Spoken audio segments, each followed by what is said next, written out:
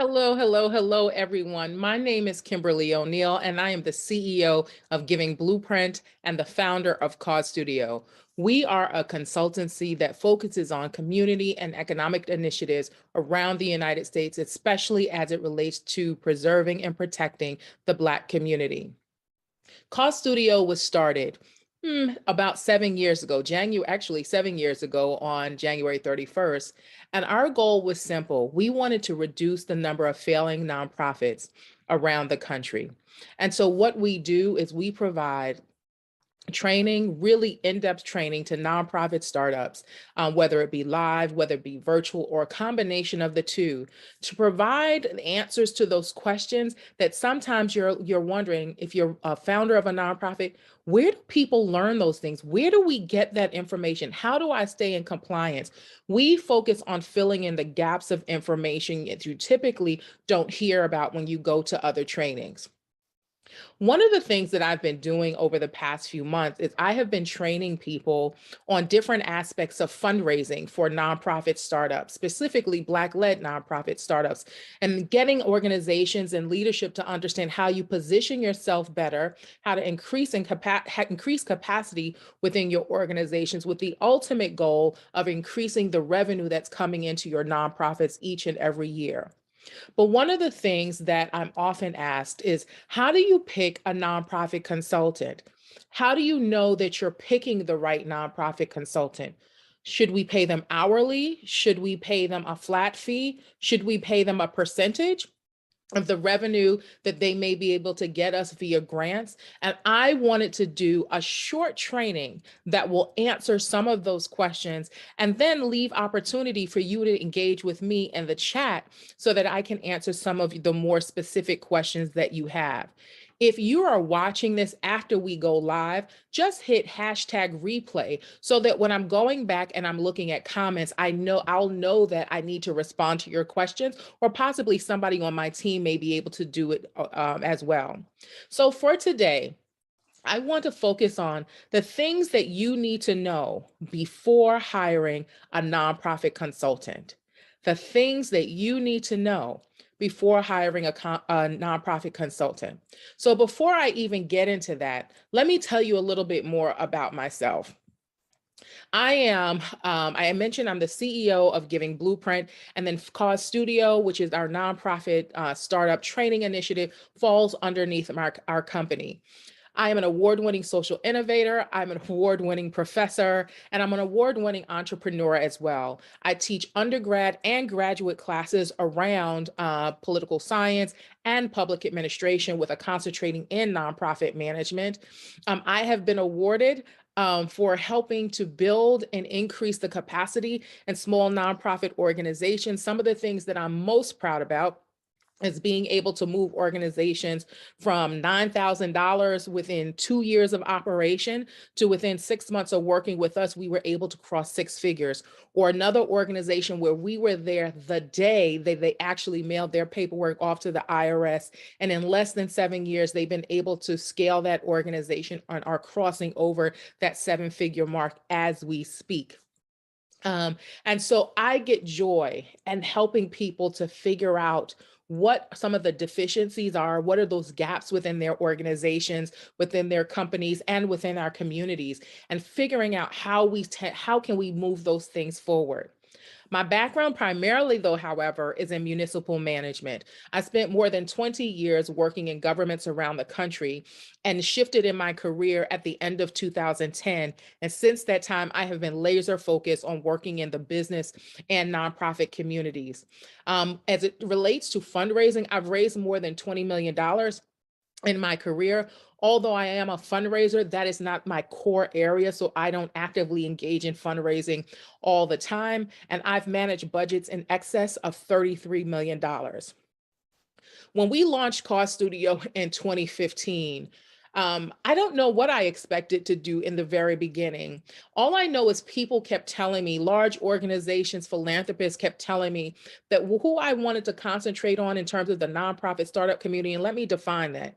Nonprofit startups to me and to my company means organizations who have not been in in operation in terms of their 501c3 status for more than 5 years, they have not been able to bring in more than $250,000 annually on a recurring basis. That's what we're looking for. So if you've had an organization, a nonprofit for at least 20 years, but you're still struggling to pass $50,000 a year, to us, you are still considered a nonprofit startup. And let me tell you why it's important that we get organizations past $50,000. Number one, it talks about your 990.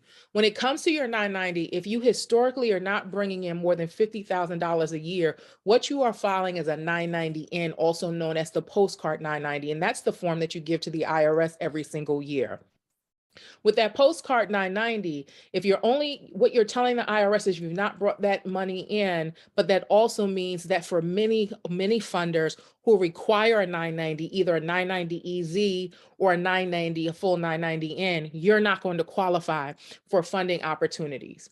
But 1 out of every 2 new nonprofits fail within their first 12 months.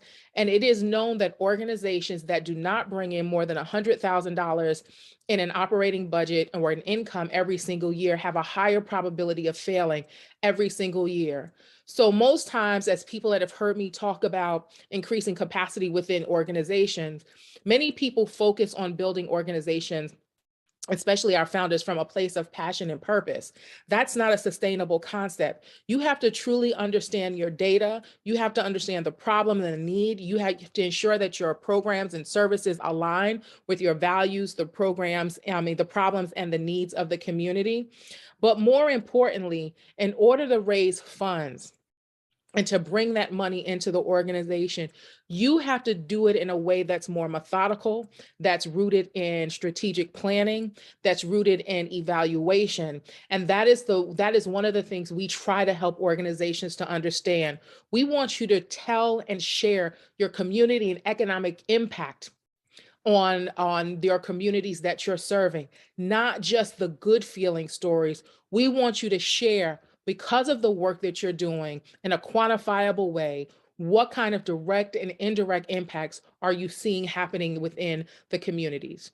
One of the things that I always say within Cause Studios, we only train winners. We do not train losers.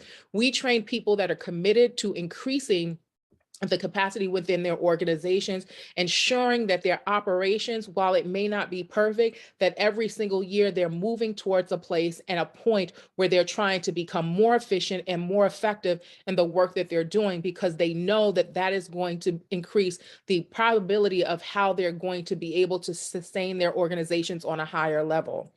Our clients have been recognized with awards, with financial funding. We have won pitch competitions.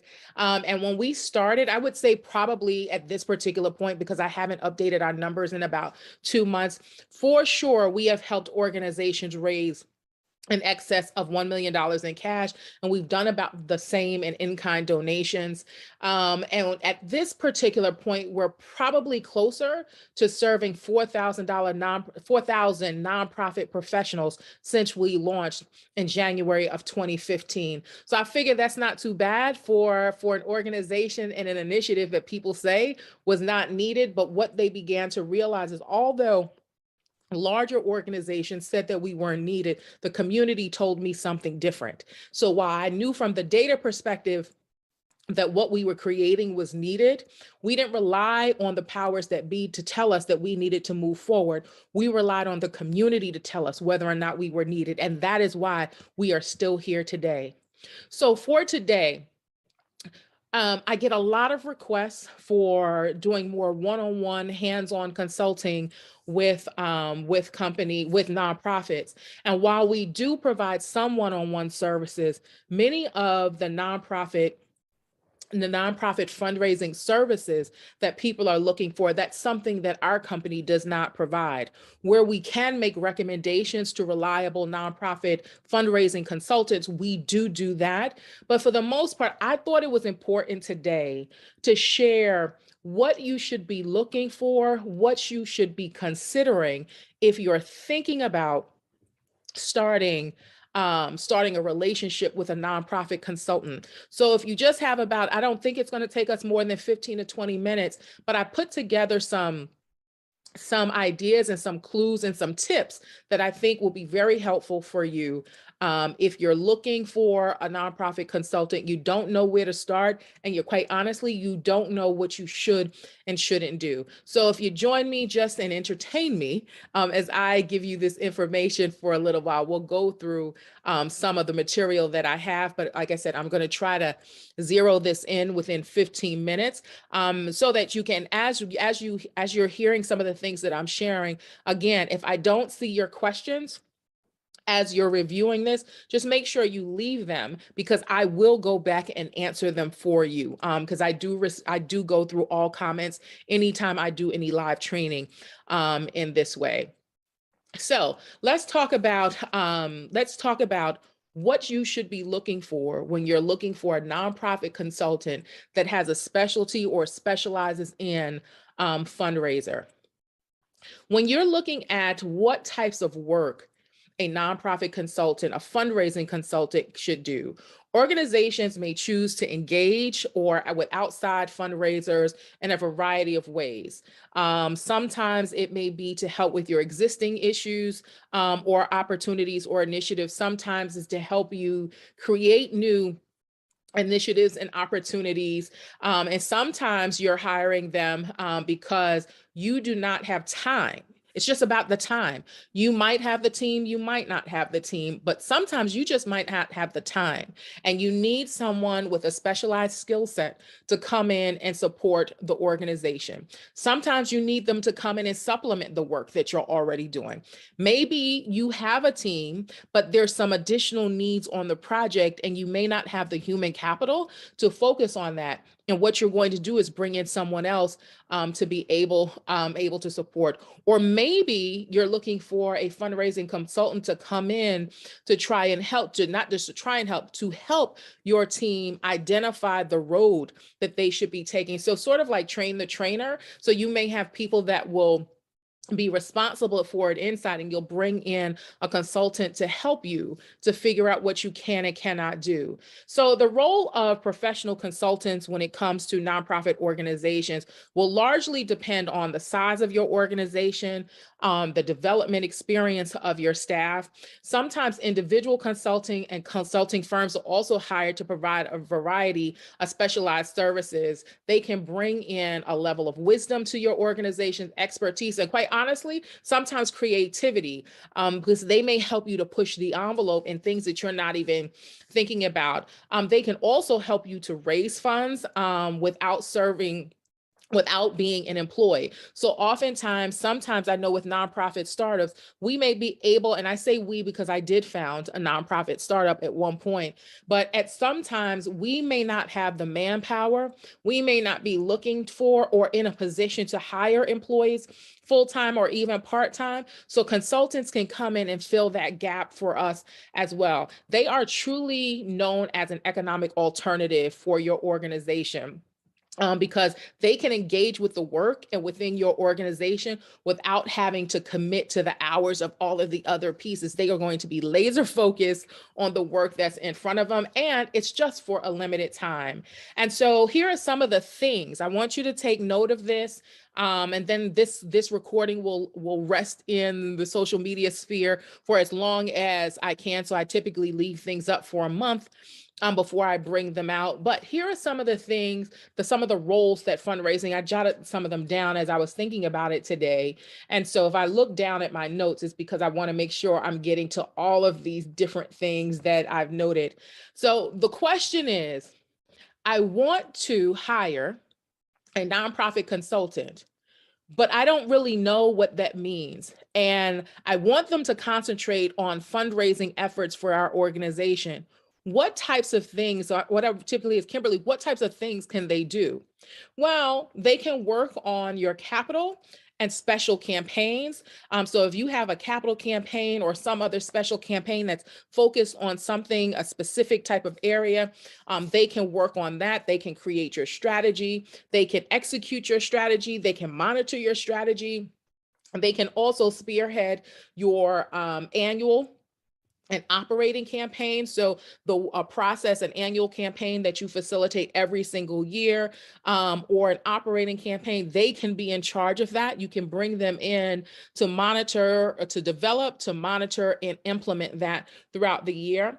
They can also help to coordinate your planned giving campaigns. So if you focus on planned giving as an aspect of fundraising, they have the ability to come in and coordinate what that looks like for you and utilize their expertise. And before I go on to the other ones, the reason why I'm laying them out one by one is because I want you to specifically hear the different types of fundraising activities and initiatives that can happen in your organization. So if something resonates with you more so than others, you can kind of visualize something a little differently. So when you hear me say things and you might lump it into one category, well, that's all fundraising. But when you're thinking about the intricacies of your fundraising initiatives, I want you to hear the various types of fundraising activities. So for those of you that have never heard these before, you can do some research on the names to get those areas more better defined.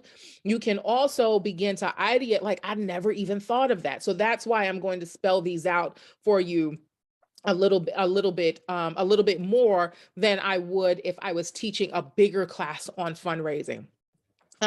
They can provide support services. So maybe you have the team, and I mentioned this a few minutes ago. Maybe you have the team, but you need support on implementing the overall plan. Well, they can serve as support services. Fundraising consultants or nonprofit consultants don't need to do the entire job. They can come in and just do a piece of a job. And one of the things, especially when I go into organizations, one of the things that I really concentrate on is I try to pay attention to the dynamics of what's already happening in an organization. I offer advice based on the scope of work that I've been hired for. If I think that they could do something differently, they can work a little bit smarter, I'll offer that up.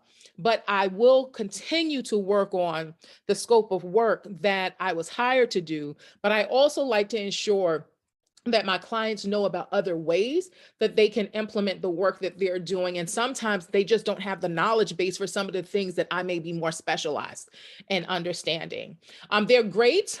So this is where, like, my sweet spot for my company, we provide advice and consultations on issues. So specifically for what we're talking about, this would be on fundraising issues. But sometimes you can just call a consultant in because you need some advice on what you're doing, and how you can do it better. So you don't necessarily need them to do the work, but you do need them to advise you and guide you in ensuring that you are operating the most effective and efficient ways. They can assist. We also do this too. We assist in institutional readiness prior to the start of initiatives. Again, for this particular conversation, we're talking about fundraising, but nonprofit consultants can come in and assist with institutional readiness prior to the start of any of your fundraising activities.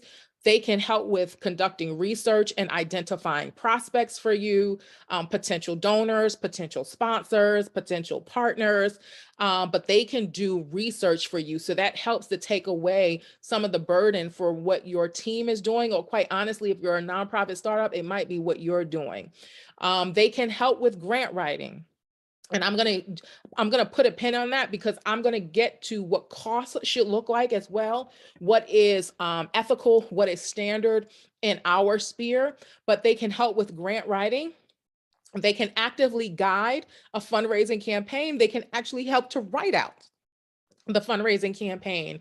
This one is big to me. When you are not sure what you're doing, you don't know if you're going in the right direction, the wrong direction, you don't know if the needle is moving fast. I would say that one of our sweet spots as a consulting community to the nonprofit sector is we help to motivate and train you, your board, your team, your key volunteers, your key staff. Because this is our work, we know how to energize people around it, right? Even when the days don't feel good, because fundraising can take you through series of highs and lows. Sometimes you're just in the middle, but sometimes you can go real high because you've had a wonderful campaign or a wonderful day, and you can hit a real low when you've not hit your milestones. But we have a way of motivating and training people so they understand the dynamics, because sometimes it's not you, sometimes it's just the lay of the land around this fundraising within our sector. And then finally, they provide and we provide just general fundraising expertise. We fill in the gaps. We create opportunities. We make sure we focus on your strengths, so you can focus on your strengths, so we can actually come in and focus on those weaknesses, right? And so we can be great assets to the organization. Now, here's what I do need for you to know. Consultants should be working on, this is the preference, right? So according to the Standards for Excellence Institute, and that's an organization that focuses on standards, national standards for the nonprofit sector, consultants should be working based on a fixed fee. Consultants should be working based on a fixed fee. They can also be paid based on an hourly rate or a flat fee. And all of that has to be mutually agreed upon by both you as the organization and the consultant. My company, we tend to focus on fixed fees and flat rates for all work that we do and establish a scope of work around our responsibilities. So when you are working with fundraising personnel, and you're working with organizations, you must focus on a few key fundraising issues, right? And so one of the things that we want to highlight tonight, and I specifically want to highlight, is you want to avoid any consultant who wants to use some level of a formula to pay you, for you to pay them, or they want you to be compensated for their work. So they want you to compensate them for their work based on a formula or some other type of methodology that's not flat fee, hourly, or a fixed fee. The reason why I stray away from hourly when it comes to my clients is because hourly rates can go high really quickly. And if you are not sure of how to monitor a consultant, and if I'm not sure my client understands the process, it is more important to me that we outline a standard statement of work, and that's the work that we work towards. As a consultant, when we've strayed away from that, we've strayed into problems. We've strayed into the expectations of giving more, that they believe that organizations believe that they need to receive more. And on the flip side, if you are paying a consultant on an hourly basis, you might also feel like you need to micromanage what's happening. And so to avoid all of that, let's just come to an agreement on a set price for a set amount of responsibilities, and we cap out the number of hours we will align to a project. We also are very clear on what the client has to provide to us in a certain amount of time. Again, when you stray away from that level of clarity, oftentimes you end up in a lot of confusion on both sides, and this is something that you really need to avoid. Where it is needed, so you'd have to check with your states to determine whether or not a fundraising consultant actually even needs to be registered as a professional in your state. So you would want to check with your state Secretary of State's office and just ask about some guidance around whether or not fundraising consultants need to be registered as a fundraising consultant for nonprofits within your state. You can also reach out to, I would say, the Association for Fundraising Professionals, and ask them if they have a list of states where fundraising consultants need to be registered.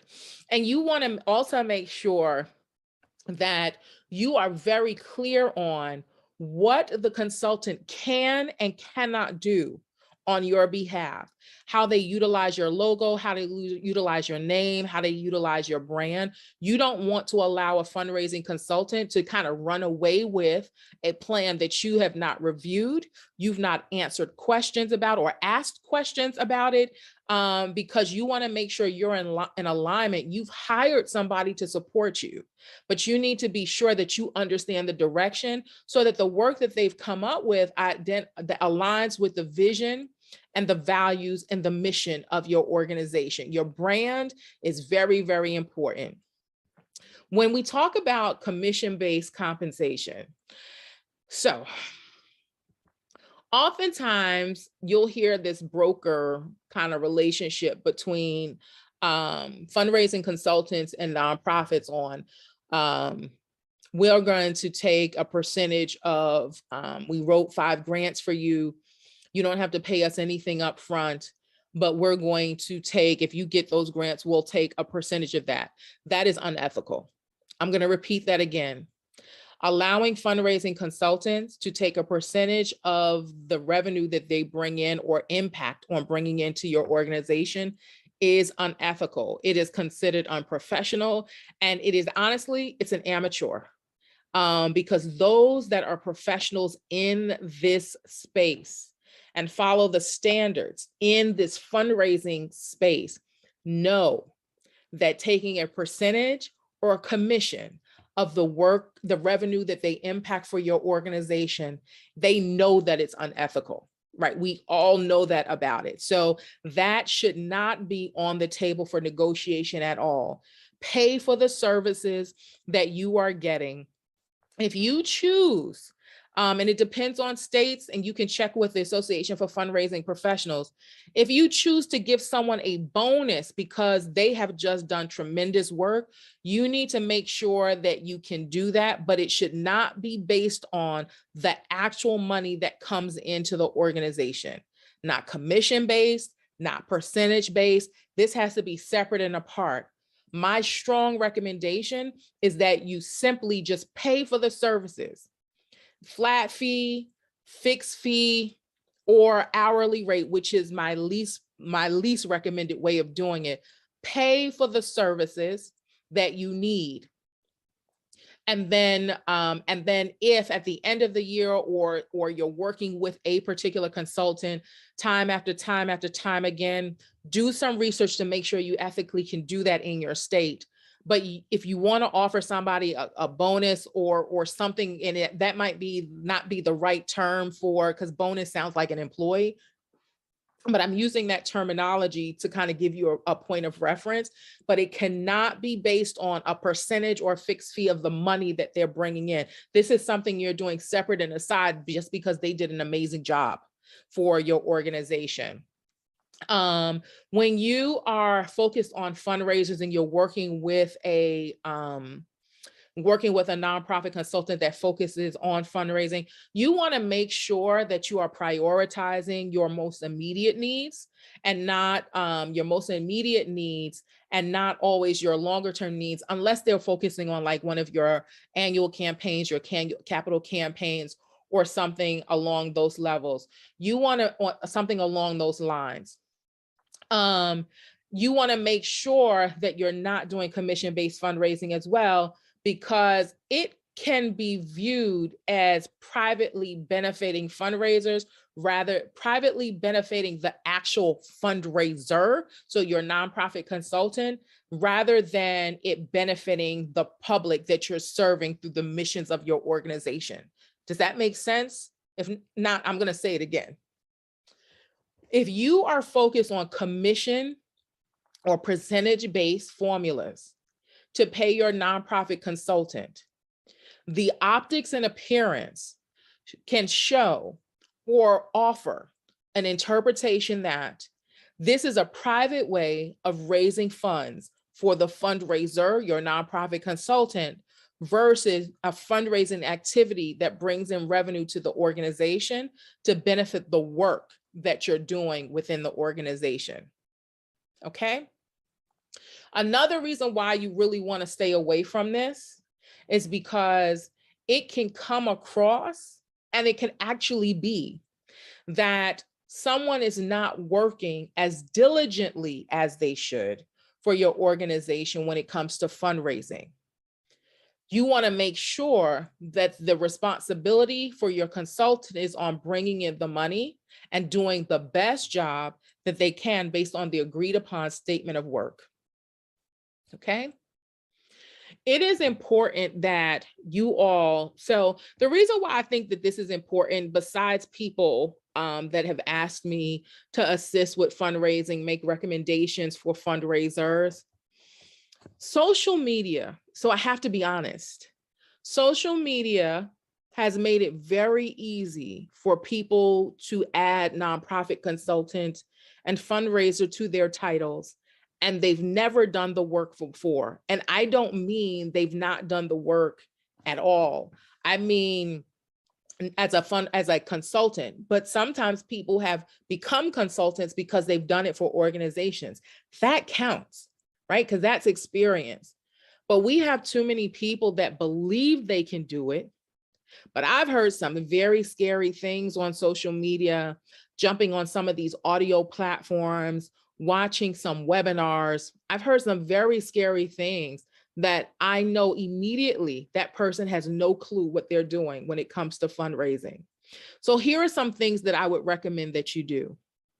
Number one, think about when you're developing your scope of work and you have a particular amount of money that you need to raise over a particular, for a year. So say you're looking to raise $250,000 in a year, you should be asking your consultant if they've raised at least $250,000 or more in a particular year. And you should also be asking them, did they do it alone or with a team? Because that's going to make a difference. Someone who has done the work by themselves versus someone who has done it as a team, that means they've had additional resources. So if they're coming to the table by themselves, you need to be sure that they can do it by themselves. It doesn't mean if they've not worked individually before that they can't do it. It doesn't mean that. What it means is you now have additional information to consider before you decide on moving forward with a consultant or not. So ask the questions, ask for references. Ask for direct references of organizations where they have actually done the work, and ask for a reference on a leadership level. So not someone who was in the ranks of the organization. You want someone that can call, that will understand, not they were a nice person. They were a nice person, but you know what? They really didn't get to the point we needed them to. We're not talking about, I know grants and things like that. It's a game of chance, but I just don't feel like they weren't effective. They weren't effective. You want to make sure you know, not just that they've had clients, but they've been successful in the work that they've done for their clients. You want to ask about their memberships and alignment with any fundraising associations. You want to ask, are they a member of the Association for Fundraising Professionals? Have they been a member for a while? Have they been active in a local chapter? You want to be able to ask them what kind of commitment, time commitment, are they doing this full time? Are they doing this on the side? You want to ask them about their availability during the day. If you don't work in the evening and that's their only availability, that might not be a good fit. If their only availability for meetings is on the weekends, you and your team do not do work, this might not be a good fit. So you need to ask the questions that are very relevant to you. If you are working with children and education, you want to ask, have they served educational institutions and nonprofits in terms of fundraising, because you want to make sure that they're familiar with the language. I'll give you an example why. There was an organization that I was familiar with, and I talked to them. They were sharing some of their not so good experiences with a fundraiser. And one of the things that they focused on was human trafficking of teenagers. And the grant writer who was served as the fundraising consultant, so they were part of a team, when they wrote the grant drafts, they referred to the victims, the young ladies who were trafficked, as prostitutes.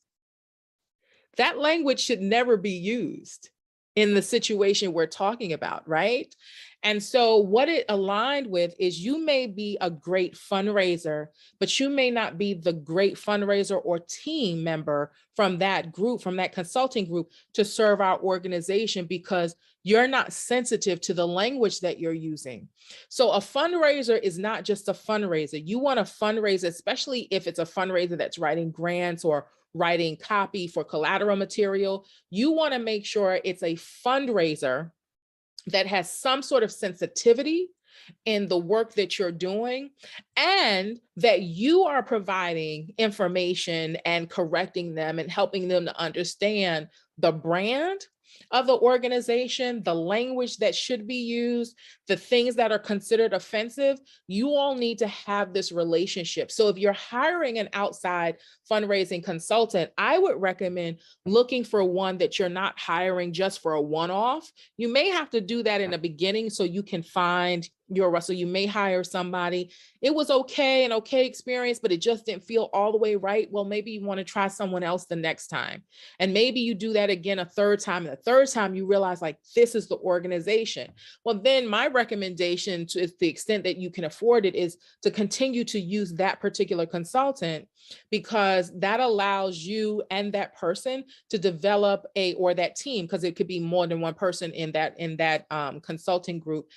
It allows you all to develop a relationship. It allows that organization to get to know your organization a lot differently, because that allows them to curate your messaging in a way that's beneficial to your organization, represents your organization in the right way, but at the same time allows them to use their skill set and their knowledge of the fundraising community to position it in a way that allows your applications, that allows your initiatives, whatever the case may be, to be elevated to the next level. That is what they should be doing for you.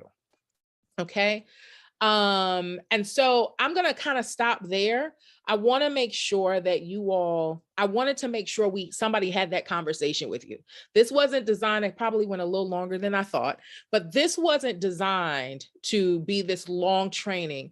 This was designed to give you some quick information about what you can do and what you need to consider when you're looking for a nonprofit fundraising consultant.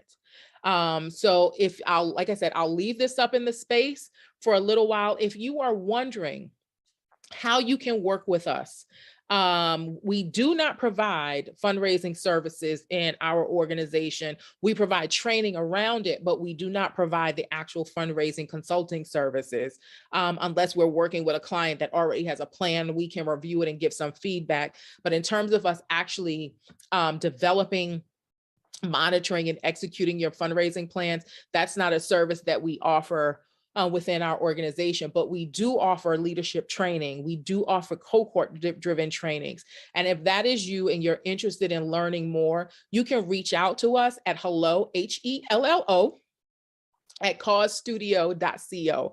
So that's hello at causestudio, studio.co,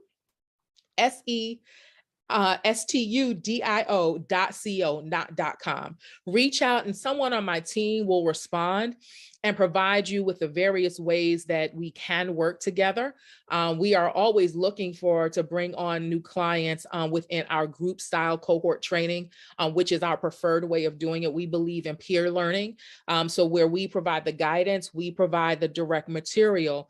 Being in an environment, especially as a nonprofit startup, where you can engage with other people who may be going through similar things, or people who have already gone through a tough time or worked through some challenges and can share some of their experience that you can learn from.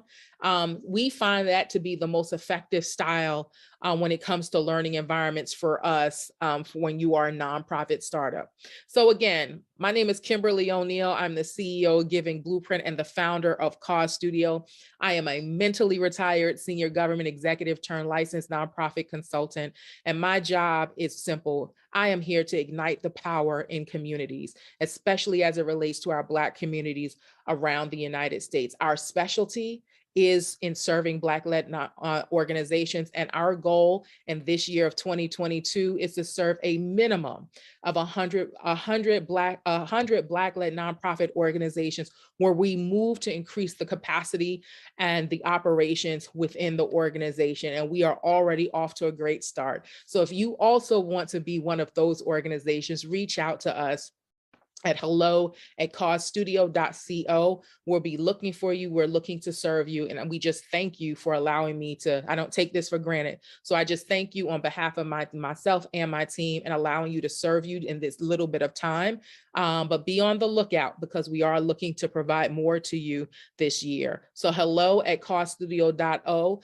Reach out to my team, and they will provide you what you need to figure out how you can work with us, or referrals that we may have to some of our peers within the community if you are looking for a fundraising nonprofit consultant. With that being said, thank you for your time. Thank you for the work that you're doing. And I hope to see you in one of our classes soon. Have a great, great day. Bye-bye.